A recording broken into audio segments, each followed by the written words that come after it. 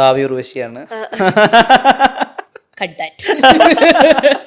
പക്ഷെ അത് ഓൺ ചെയ്യുക, ആ ഒരു ഹാപ്പിനെസ്. സ്റ്റിൽ നമ്മൾ ഒരാളെ പറ്റി നല്ലത് പറയാൻ നമ്മൾ എടുക്കുന്ന ആ ഒരു മൊമെന്റ് എന്ന് പറയുന്നത് നമ്മുടെ ലൈഫിൽ വളരെ വാല്യുബിൾ ആയിട്ടുള്ള ഒരു സമയമാണ് അല്ലേ? നമ്മൾ സംസാരിക്കുന്ന നമ്മുടെ സ്വരവും നമ്മുടെ നാവും നമ്മുടെ സമയവും അത് നമ്മുടെ മാത്രമാണ്. അത് വേറൊരാൾക്ക് വേണ്ടി നമ്മൾ പറയുമ്പം അയാൾ ആ ചെയ്യുന്നത് ഭയങ്കര വാല്യുബിൾ ആയിട്ടുള്ള ഒരു കാര്യമാണ്. സോ അങ്ങനെ ഒരു ദിവസം ഞാൻ എത്ര പേരെ കാണുന്നുണ്ട്, എത്ര ആൾക്കാർ വന്ന് എന്നോട് ഇഷ്ടമാണെന്ന് പറയുന്നുണ്ട്. അത് നമ്മൾ ഓൺ ചെയ്യുക, അവരുടെ ആ ഹാപ്പിനെസ് നമ്മൾ അങ്ങ് എടുക്കുക. അത് എടുത്തിട്ട് അന്നത്തെ ദിവസം ഫുൾ അതൊരു മാലയായിട്ട് കോർത്ത് അങ്ങ് ഇടുക എന്ന് ഇമാജിൻ ചെയ്ത് കഴിഞ്ഞാൽ അന്നത്തെ ദിവസം ഭയങ്കര ഹാപ്പി ആയിട്ട് പോകും. ഇനി തൊട്ടടുത്ത ദിവസം ആരും പറഞ്ഞില്ലെങ്കിലും അടുത്ത ദിവസം ഞാൻ ആൾക്കാരെ കാണുമല്ലോ, അല്ലെങ്കിൽ അടുത്ത ദിവസം നല്ല പരിപാടി ചെയ്യാൻ പോവാണല്ലോ, അടുത്തൊരു ദിവസം എനിക്കുണ്ടല്ലോ. ഇങ്ങനെ നമുക്ക് ഹാപ്പി ആയിട്ടിരിക്കാൻ ഒരുപാട് കാര്യങ്ങളുണ്ട്. Still we need money. നമുക്ക് നല്ല വീട് വേണം, ജോലി വേണം, എല്ലാം നമുക്ക് വേണം. ജോലി ഇല്ലാതെ ഇരിക്കുന്ന ഒരാളാണെങ്കിൽ at least you have A healthy body എന്ന് പറഞ്ഞ് നമുക്ക് ആശ്വസിക്കാം. ആൻഡ് ഇപ്പം ജോലിയും ഇല്ല, പൈസയും ഇല്ല, ഒന്നുമില്ലെന്ന് വിചാരിച്ചിരിക്കുകയാണെങ്കിൽ അറ്റ്ലീസ്റ്റ് നിങ്ങൾക്ക് ഹോസ്പിറ്റലിൽ പോകേണ്ട ഒരു അവസ്ഥ ചിലപ്പോൾ ഉണ്ടായിരുന്നു വരില്ല. നിങ്ങൾ വീട്ടിലിരിക്കുവാണ്, ഒന്ന് ആലോചിച്ച് നോക്കുക, വേറെ എന്തെങ്കിലും ഒരു വലിയ അസുഖമായിട്ട് നിങ്ങൾ ഹോസ്പിറ്റലിൽ പോവുകയാണെങ്കിൽ ജോലിയും ഇല്ല, പൈസയും ഇല്ല, ഒന്നുമില്ല. ആ ഒരു അവസ്ഥ ആലോചിക്കുക. അങ്ങനെ നമുക്ക് അന്ന് നമ്മൾ ഊണ് കഴിച്ചു, നമുക്ക് അന്ന് ചോറെങ്കിലും കിട്ടി, അന്ന് ഊണെങ്കിലും കഴിക്കാൻ പറ്റുന്നുണ്ട്. അങ്ങനെ നമുക്ക് ഗ്രേറ്റ്ഫുൾ ആയിട്ടിരിക്കാൻ പറ്റുന്ന ഒത്തിരി കാര്യങ്ങളുണ്ട്. നമ്മൾ കാണുന്നില്ലെന്ന് മാത്രമേ ഉള്ളൂ. 2 കൈയുണ്ട്, 2 കാലുണ്ട്, നമുക്ക് 2 കണ്ണുണ്ട്. ഇതിനെയൊക്കെ പറ്റി തന്നെ നമുക്ക് ഗ്രേറ്റ്ഫുൾ ആയിട്ടിരിക്കാം. സ്റ്റിൽ എല്ലാ ദിവസവും രാവിലെ എണീക്കുമ്പം ആ കിടക്കുന്ന ബെഡിനോടെങ്കിലും ഒരു താങ്ക് യു പറയുക. അന്നത്തെ ദിവസം സുഖമായിട്ട് ഉറങ്ങാൻ പറ്റിയല്ലോ. നമ്മൾ ഈ കൊച്ചി കൂടെ പോകുമ്പോൾ എത്ര പേര് റോഡ് സൈഡിൽ കിടക്കുന്നുണ്ട് അല്ലേ, കൊതുകടിയും കൊണ്ട് പുതപ്പ് പോലും ഇല്ലാതെ. അപ്പം അന്നത്തെ ദിവസം രാവിലെ എണീക്കുമ്പോൾ ആ തലയോണയോടെങ്കിലും ഒരു താങ്ക്സ് പറയുക. അന്ന് സുഖമായിട്ട് എന്നെ കിടത്തിയല്ലോ എന്നോർത്തൊരു താങ്ക്സ് പറയുമ്പോൾ നമുക്ക് ഒത്തിരി കാര്യങ്ങളുണ്ടെന്നേ ഗ്രേറ്റ്ഫുൾ ആയിട്ടിരിക്കാൻ. എപ്പോഴും നോർമലി ആൾക്കാർ പറയും നിങ്ങൾ ഭയങ്കര സെലിബ്രിറ്റി ആയതുകൊണ്ടാണ് നിങ്ങൾക്ക് ഒരു പ്രിവിലേജ്, നിങ്ങളെ ക്യൂവിൽ കയറ്റിവിടുന്നു, അല്ലെങ്കിൽ നിങ്ങൾ ഭയങ്കര ലക്ഷറി ആയിട്ട് ജീവിക്കുന്നു. ഇതൊന്നും ഇല്ലാതിരുന്ന ഒരു സമയവും എല്ലാവർക്കും ഉണ്ട്. എല്ലാവരും വായിൽ സ്വർണ്ണക്കരണ്ടിയായിട്ട് ജനിച്ചവരല്ല. ഓരോ സമയവും എടുത്ത് ഓരോ സ്റ്റെപ്പ് എടുത്തിട്ടാണ് എല്ലാവരും ഓരോ റേസിൽ വിൻ ചെയ്യണത്.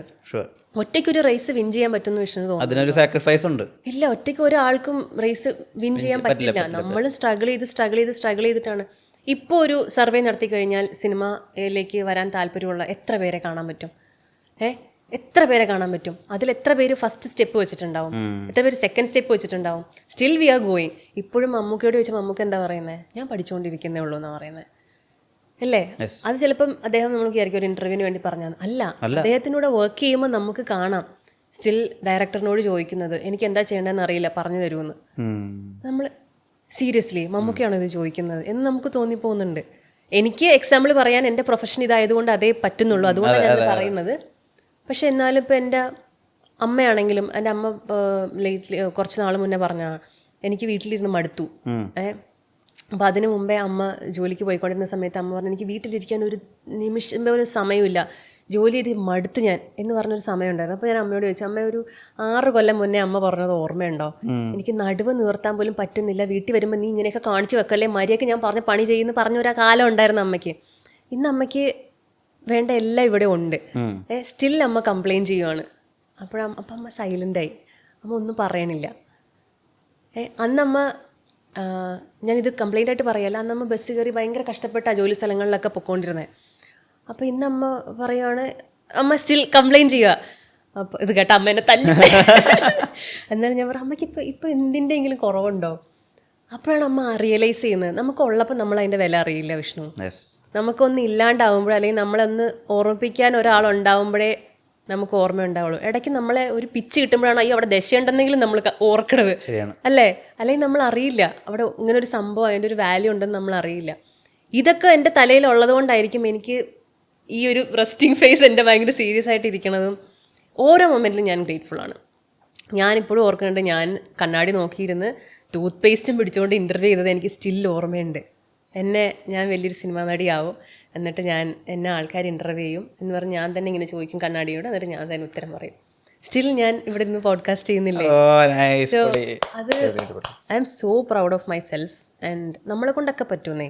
അതിന് വലിയ ബാക്ക്ഗ്രൗണ്ട് ഉണ്ടാവണമെന്നോ അല്ലെങ്കിൽ നമ്മുടെ പാരൻസിന് ഒരുപാട് വലിയ ഫിനാൻഷ്യലി സ്റ്റേബിൾ ആവണമെന്നൊന്നും നിർബന്ധമില്ല. എവിടെ നിൽക്കുന്ന ആൾക്കാണെങ്കിലും അവിടെ നിൽക്കുന്ന അവസ്ഥയിൽ ഗ്രേറ്റ്ഫുൾ ആയിട്ട് നമുക്ക് മുന്നോട്ട് പോകാൻ പറ്റും. ഒരു ലൈഫേ ഉള്ളൂ നമുക്ക് എല്ലാവർക്കും. അത് കഷ്ടപ്പെട്ട് ജീവിക്കാതെ ഇഷ്ടപ്പെട്ട് ജീവിക്കുക. Beautiful beautiful. ഗ്രേറ്റ്ഫുള്ളായ ഗ്രേസിനെ കാണാൻ പറ്റി. ഗ്രേറ്റ്ഫുൾ ഞാൻ എപ്പോഴും ഇങ്ങനെയാണ്, പക്ഷേ എല്ലാവർക്കും അത് റിലേറ്റ് ചെയ്യാൻ പറ്റുമെന്ന് എനിക്ക് അറിയത്തില്ല.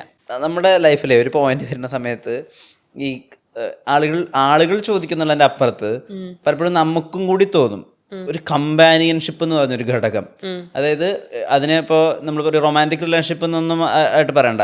ചിലപ്പോൾ നമ്മുടെ എല്ലാ കാര്യങ്ങളും പറയാനുള്ള ഒരാൾ, അല്ലെങ്കിൽ എല്ലാ കാര്യങ്ങളും കേൾക്കാനുള്ള ഒരാൾ, നമ്മളെ ഈ നേരത്തെ പറഞ്ഞ പോലെ ആ സർക്കിളിൽ പൂർണ്ണാവസ്ഥയിൽ മനസ്സിലാക്കുന്ന ഒരാൾ. അതായത് ഇപ്പോൾ നമ്മൾ ഒരാളോട് ചിരിക്കുന്ന ചിരി ഫേക്കാണോ ഒറിജിനലാണോ എന്നെങ്കിലും മനസ്സിലാക്കാൻ പോലത്തെ ഒരാൾ വേണമല്ലോ നമുക്ക്. അങ്ങനെ ഒരു കമ്പാനിയൻഷിപ്പ് ആഗ്രഹിക്കുന്ന ഒരു കേസ് ഉണ്ടോ? അങ്ങനെ ചോദിച്ചു കഴിഞ്ഞാൽ നമുക്ക് ഈ ട്രസ്റ്റ് ഇഷ്യൂ ഉള്ളത് കൊണ്ടേ നമുക്ക് എല്ലാവരെയും നമ്മുടെ സർക്കിളിലേക്ക് ഇൻ ചെയ്യാൻ പറ്റില്ല. അപ്പം നമ്മളിങ്ങനെ ഒരാളെ വിശ്വസിച്ച് അയാളുമായിട്ട് നല്ലൊരു സൗഹൃദമൊക്കെ വന്ന് നമ്മൾ മനസ്സിലാക്കുന്ന ഒരാളല്ല ഇയാളെന്ന് അറിയുമ്പോൾ ഉണ്ടാകുന്ന നമ്മുടെ ഒരു അതൊരു പെയിനാ.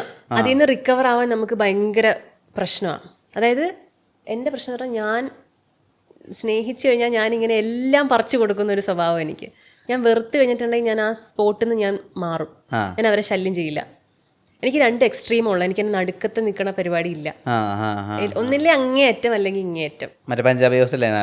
ആ എക്സ്ട്രീമാണ് എൻ്റെ പ്രശ്നം. അപ്പം അതുകൊണ്ട് എനിക്കൊരു കമ്പാനിയൻഷിപ്പ് എന്ന് പറയുമ്പം ഞാൻ എപ്പോഴും മനസ്സിലാക്കണത് നമ്മൾ മനസ്സിലാക്കുന്ന പോലെ വേറൊരാൾക്ക് മനസ്സിലാക്കാൻ പറ്റില്ല. Whether it is your mum or dad or your husband, ആരാണെങ്കിലും നമ്മൾ മനസ്സിലാക്കുന്ന പോലെ നമുക്ക് വേറെ ആരെയും മനസ്സിലാക്കാൻ പറ്റില്ല. അത് തന്നെ. അപ്പൊ എന്താ പ്രശ്നം എന്ന് വെച്ച് കഴിഞ്ഞാൽ ഒരു പോയിന്റിൽ ഞാൻ മനസ്സിലാക്കിയതാ, നമ്മുടെ പാർട്ട്ണർ നമ്മുടെ കാമുകൻ അല്ലെങ്കിൽ നമ്മുടെ പാർട്ട്ണറിനോട് എനിക്കിതാ വേണ്ടത്, എനിക്കിങ്ങനെ ചെയ്തു തരണം, എനിക്കിങ്ങനെ ഞാൻ ഇതാണ് എക്സ്പെക്ട് ചെയ്യുന്നത് എന്ന് പറയുന്നതിനേക്കാൾ ഉപരി നമ്മൾക്ക് എന്താണോ വേണ്ടതെന്നുള്ളത് അവർക്ക് ചെയ്തു കൊടുക്കാം. സോ അവർക്ക് അതിൻ്റെ ഫീലിംഗ് മനസ്സിലാവുകയാണ്. ഫോർ എക്സാമ്പിൾ, നമുക്ക് ഭയങ്കര ഫാൻസി ആയിട്ടുള്ളൊരു ഡേറ്റിനേക്കാൾ ഉപരി എനിക്ക് സിമ്പിളായിട്ടുള്ള കാര്യങ്ങളാണ് ഇഷ്ടം. സിമ്പിൾ ഫോർ ലൈക്ക് എനിക്ക് ഒന്ന് ഹോസ്പിറ്റലിൽ പോകുമ്പോൾ എൻ്റെ കൂടെ വരുന്നത്, ഹാൻഡ് ബാഗ് പിടിച്ചില്ലെങ്കിലും കുഴപ്പമില്ല എനിക്ക്. ഞാൻ റോഡ് ക്രോസ് ചെയ്യുമ്പോൾ എൻ്റെ കൈ പിടിച്ചാൽ മതി, എൻ്റെ ഹാൻഡ് ബാഗ് പിടിച്ചില്ലെങ്കിലും പ്രശ്നമില്ല. ഫോർ എക്സാമ്പിൾ കമ്പ്യൂട്ടർ പഠിക്കുമ്പോൾ നമ്മൾ തിയറിനേക്കാൾ ഉപരി നമ്മൾ കമ്പ്യൂട്ടർ ചെയ്ത് പഠിച്ചാലേ നമുക്ക് മനസ്സിലാവുള്ളൂ. അതേപോലെ തന്നെ നമ്മൾ പറഞ്ഞു കൊടുക്കുന്നതിനേക്കാൾ ഉപരി ലെറ്റ് ദം എക്സ്പീരിയൻസ്. അപ്പോൾ അവർക്ക് മനസ്സിലാവും അതിൻ്റെ ഒരു വാല്യൂ എന്താണെന്നുള്ളത്. അപ്പോൾ ഓട്ടോമാറ്റിക്കലി അവരും അത് ചെയ്യാൻ തുടങ്ങും. എനിക്ക് OCD പ്രശ്നമുള്ളതാണ്. അപ്പോൾ ഞാൻ എൻ്റെ ഫ്രണ്ട്സിനോട് എപ്പോഴും പറയും, നമ്മൾ ഗെറ്റ് ടുഗദറൊക്കെ വെക്കാൻ നിർത്തി ഞാൻ പറയും എനിക്ക് അവിടെ ഇവിടെയൊക്കെ ഇരുന്നില്ലെങ്കിൽ എനിക്ക് പ്രശ്നമാണ്. അപ്പോൾ ഞാൻ ആദ്യമേ ചെന്ന് അവരോട് പറയുന്നതിലുപരി ഞാൻ ആദ്യമേ എല്ലാം നീറ്റാക്കി വെക്കും. വീണ്ടും ഒരു മെസ്സി ആക്കുമ്പോൾ ഞാൻ വീണ്ടും നീറ്റാക്കും. അപ്പോൾ അവർ ഇതിങ്ങനെയായിരുന്നില്ലല്ലോ, ഞാൻ അത് ഞാൻ നീറ്റാക്കിയതാ. അപ്പോൾ 3rd ടൈം അവരെന്ത് ചെയ്യും, അവർക്ക് മെസ്സി ആക്കാൻ തോന്നത്തില്ല. കാരണം അവരെൻ്റെ കഷ്ടപ്പാട് കാണുന്നുണ്ട്. അതുപോലെ തന്നെ അവരത് ഓർഗനൈസ് ചെയ്ത് വെക്കാൻ നോക്കും. അത് ഒരേ മൈൻഡ് സെറ്റുള്ള ആൾക്കാർക്കേ പറ്റുള്ളൂ. ഒരാൾ വൃത്തികേടാക്കാനും ഒരാൾ വൃത്തിയാക്കാനും നിന്ന് കഴിഞ്ഞാൽ നടക്കില്ല. അപ്പോൾ ഇങ്ങനെ നമ്മൾ നമ്മുടെ കൂടെ നിൽക്കുന്ന പാർട്ട്ണറിനോട് ചെയ്യാൻ തുടങ്ങിക്കഴിഞ്ഞിട്ടുണ്ടെങ്കിൽ അതേ മൈൻഡ് സെറ്റുള്ള അതേ വിവേക ബുദ്ധിയുള്ള ഒരാളാണ് ഓപ്പോസിറ്റ് എങ്കിൽ അയാൾക്ക് മനസ്സിലാകും ഇത് പറയാതെ പറയുന്നതാണ് എന്നുള്ളത് മനസ്സിലാവും. അതൊരു കാര്യം. രണ്ടാമത്തെന്ന് പറയുന്നത് കമ്മ്യൂണിക്കേഷൻ. ഞാൻ കമ്മ്യൂണിക്കേഷൻ്റെ കാര്യത്തിൽ ഭയങ്കര സ്ട്രെയിറ്റ് ഫോർവേഡാണ്. എനിക്ക് വളഞ്ഞ വഴി അറിയില്ല. എനിക്കിഷ്ടമല്ലെങ്കിൽ ഞാൻ ഇഷ്ടമല്ലെന്ന് തന്നെ പറയും. അത് ഞാൻ തുടക്കമേ പറയും, എനിക്ക് ഇങ്ങനത്തെ ഒരു പ്രശ്നമുണ്ട്. ഞാൻ ഫ്രണ്ട്സിൻ്റെ കാര്യം പറഞ്ഞ പോലെ തന്നെ എനിക്ക് ഇങ്ങനത്തെ ഒരു പ്രശ്നമുണ്ട്, എനിക്ക് ഇഷ്ടമായില്ലെങ്കിൽ ഞാനത് മുഖത്തടിച്ച പോലെ പറയില്ല, ഞാൻ വളരെ ഓപ്പൺ ആയിട്ട് പറയും. അത് നിങ്ങൾക്ക് എടുക്കാൻ പറ്റുമോ ഇല്ലയോ എന്ന് എനിക്ക് അറിയത്തില്ല എന്നുള്ളത് തുടക്കമേ ഞാൻ എൻ്റെ കാര്യങ്ങളെല്ലാം ഞാൻ പറയും. അപ്പോൾ ഡിസ്ക്ലെയിമർ ആദ്യം കൊടുക്കണോണ്ട് നമുക്ക് പ്രശ്നമില്ല.